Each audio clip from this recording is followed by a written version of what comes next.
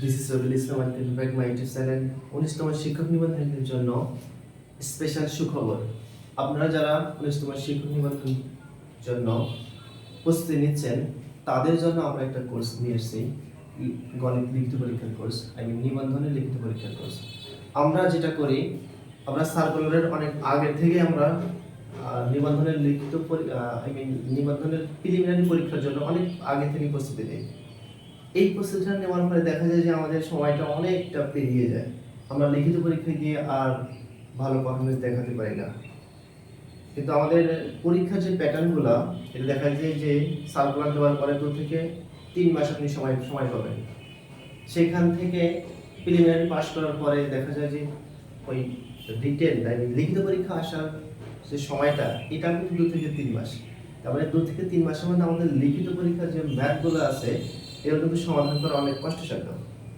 যার কারণে আপনাদের যেটা কাজ করতে হবে, যে প্রিলিমিনারি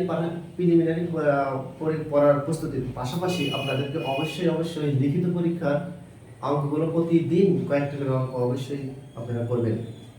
এইটা করলে কি হবে, পর্যায়ক্রমে আস্তে আস্তে খুব দ্রুতই হয়ে যাবে শেষ। তখন আপনি ভালো পারফরমেন্স লিখিত পরীক্ষা দেখাতে পারবেন।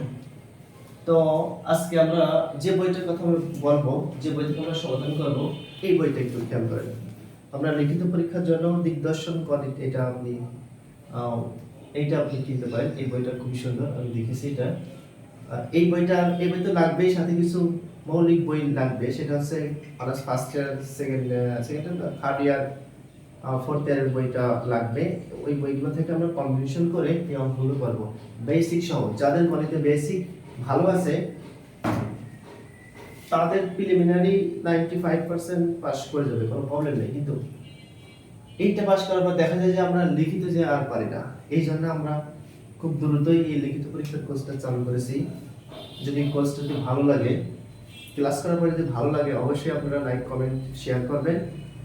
আর এই কোর্সে ভর্তি হওয়ার জন্য কমেন্টে অবশ্যই বলবেন, তাহলে পর্যায়ক্রমে আমি ধারাবাহিকভাবে অঙ্কগুলো আপনাদেরকে বেসিক সহ সমাধান করে দেবো। তো শুরু করি। এটা হচ্ছে কি শিক্ষক নিবন্ধন বইয়ের এই বইটা, দিগদর্শন বইয়ের এই বইটার পেজ নাম্বার 16, উদাহরণ হচ্ছে 4।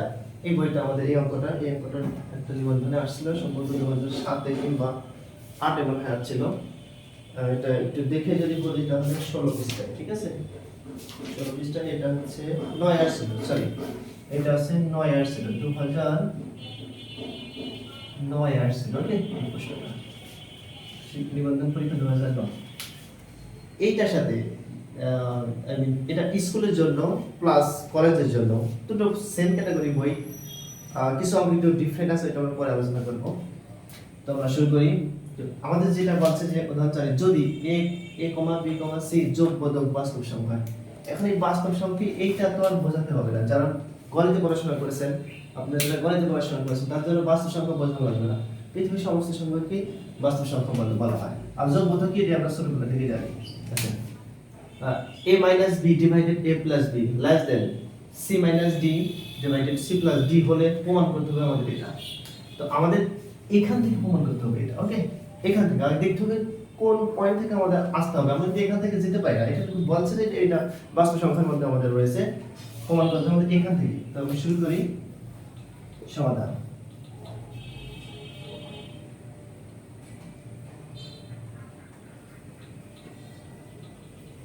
আমাদের যেটা দেওয়া আছে a minus b a plus b less than c minus d, এইটা আমাদের আছে তো। এখন আমরা এখান থেকে পরবর্তী লাইন কিভাবে আমরা কাজ করব, অসমতার জন্য কিছু বেসিক আছে, বেসিক সহ আমরা ম্যাথগুলোকে সমাধান করব।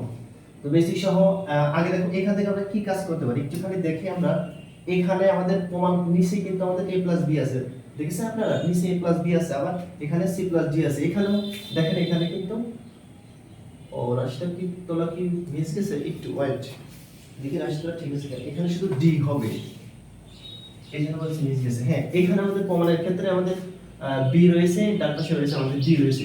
তাহলে এখানে আমরা একটু খেয়াল করি, এইটা মাইনাস একটা প্লাস। আমরা যদি এখান থেকে যদি আমরা -1 ব্যবহার করি, মানে এই অসমতার ক্ষেত্রে আমরা -1 গুলো, শুধু অসমতার ক্ষেত্রে যে কোনো অঙ্কে আমরা -1 অতিরিক্ত এমনি যে কোনো সংখ্যা অ্যাপ্লাই করতে পারি উভয় পাশে। এখান থেকে আমরা -1 যদি ব্যবহার করি, তাহলে এখান থেকে এখান থেকে কাটাকাটি হয়ে যাওয়ার সম্ভাবনা আছে। ওকে, এই জন্য আমরা -1 টা ব্যবহার করব। কেন এটা কখন ব্যবহার করব? একটুখানি দেখেন আপনারা, এই এ আর বি নিচেও A B, C D C D, যখন এরকম মিল থাকবে তখন আপনারা অবশ্যই মাইনাস উভয় পাশে -1 দিয়ে অঙ্কগুলো করবেন। শুরু করি, a minus b a plus b -1 less than. এইভাবে অঙ্ক হবে না, কেননা এই যে অসমতা, এই যে অসমতার প্রতীকটা রয়েছে এটা সমানের মতো একটুখানি পার্থক্য আছে। এই পাশে আমি যা ব্যবহার করবো আপনাকে এই পাশেও তাই ব্যবহার করতে হবে, এটা বৈশিষ্ট্য মনে রাখতে হবে আপনাদের, যে অসমতা আর সমতার যে অঙ্কগুলো আছে এই পাশে আপনি যা ব্যবহার করবেন ওই পাশেও তাই ব্যবহার করতে হবে, যাতে এটা মানটা ঠিক থাকে। এখন আমি একটু লসাগু করি, এটা সিম্পল লেভেল নিচে কিছু লেভেল আমাদের 1 সবসময় থাকে। a প্লাস b আর 1 এর সাথে লসাগু করলে আমাদের কি আসবে? a প্লাস b আসবে। a প্লাস b এর সাথে ভাগ করলে 1 হয়। ওকে, এর সাথে ভাগ করলে 1 হয়, এটা উপরে গুণ করলে 1 গুণ করলে a মাইনাস b থাকে। এটা কিন্তু ছোটবেলার অঙ্ক, 3.5 সেন্সের অঙ্ক, ওই লসাগু সেম। তাহলে এইটা আমি এর সাথে ভাগ করেছি, একই জিনিস ভাগ করলে 1 হয়, এই 1টা উপরে গুণ, a মাইনাস b এর সাথে গুণ করলে a মাইনাস b থাকে, a মাইনাস। ওকে, এখন দেখো a প্লাস b এর সাথে 1 ভাগ, তাহলে a প্লাস b হয়, 1 এর সাথে কোনো কিছু ভাগ করলে 1 হয় না, a plus b, a plus b 1 এর সাথে গুণ। তো a প্লাস b যখন আমি গুণ করব, এই যে মাইনাসটা রয়েছে আমাদের, এই মাইনাসটা এর সঙ্গে হয়ে যাবে গুণ, এইটা কিন্তু 1 এর সাথে গুণ হবে, অর্থাৎ হবে কি a প্লাস b, এই যে মাইনাস রয়েছে না, এই মাইনাস এই প্লাসে গুণ হয়ে যাবে, অথবা ব্র্যাকেট দিয়ে আপনারা একবারই গুণ করে দেবেন, যেহেতু আপনারা কলেজে পড়াশোনা করেছেন। এটা সেম পদ্ধতি, c প্লাস d, এই c প্লাস d কেটে যায়, হাফ ক্যান্সেল d মাইনাস, এটা যখন কোনো সংখ্যা নেই এটা 1 এর সাথে গুণ যায়, 1 এর সাথে গুণ করলে কি হবে? c প্লাস d হয়, কিন্তু এই যে মাইনাস আর এই প্লাসের চিহ্নটা গুণ হয়ে যাবে। এখন আমরা একটু দেখব, একই যে দেখো আপনারা দেখছেন কেটে যাবে, কোনটা? এই মাইনাসে প্লাসে কেটে যায়, আবার মাইনাসে প্লাসে কেটে যায়, এখানে রয়ে গেছে কি আমাদের -2। এই দেখেন একটা বি এটা সিম্পল যোগ, মাইনাস একটা বি একটা বি যোগ করে দুইটা বি হয়, চিহ্ন মাইনাস, নিচে a plus b, less than এখান থেকে -2d c প্লাস d। দেখো দেখেন আপনারা এমন অবস্থা কিন্তু চলে আসছে। আমাদের অসমতার জন্য কিছু বেসিকের কথা আমি বলেছিলাম, অসমতার জন্য কিছু বেসিক আছে। এরা যদি এমন থাকে, আমরা যদি এটাকে বিপরীত করি, আচ্ছা আরেকটা জিনিস দেখাই, অসমতা যদি কখনো যদি মাইনাস থাকে, মনে করেন এটা চলকে কোনো কারণে মাইনাস আসছে, চলকে যদি মাইনাস থাকে, আমি প্রথমটা যদি মাইনাস থাকে, তাহলে অসমতা যদি পরবর্তীতে যদি আপনি করতে চান, অসমতার চিহ্ন কি হয়ে যাবে? চেঞ্জ হয়ে যাবে। ওকে, এইটা কিন্তু পরিবর্তন হয়ে যাবে, খেয়াল যেন থাকে আপনার। অথবা উভয় পাশে যদি থাকে কোনো প্রবলেম নাই, এই উভয় পাশ থেকে মাইনাসটা রিমুভ হবে, বাট অসমতা চিহ্ন চেঞ্জ হয়ে যাবে, কিন্তু পজিটিভ থাকে।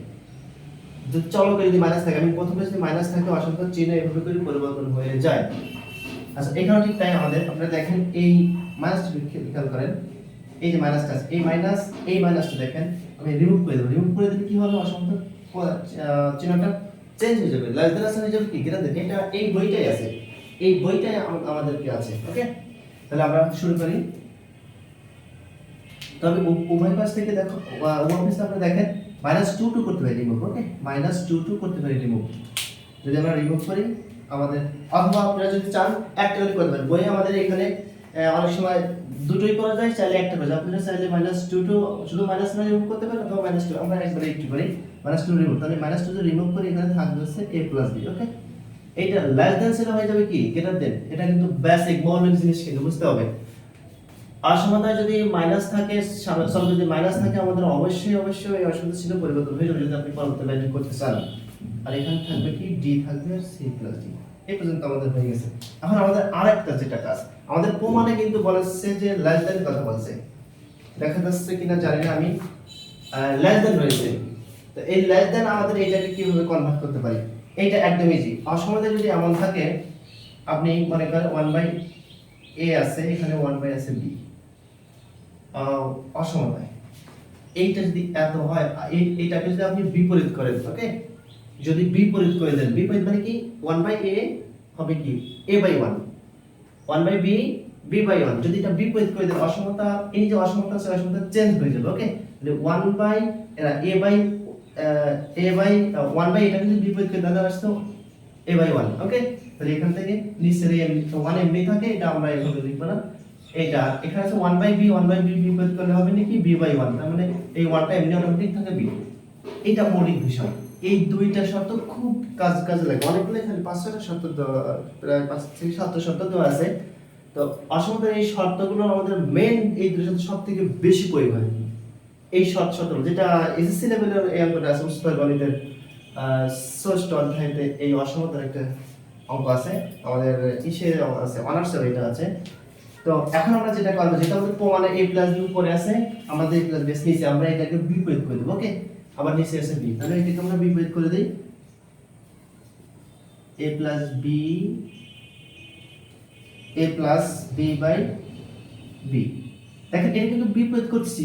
এই মৌলিক বিষয় আমাদের যেটা যদি আমরা বিপরীত করি তাহলে অসমতার প্রতীকটা পরিবর্তন হয়ে যাবে।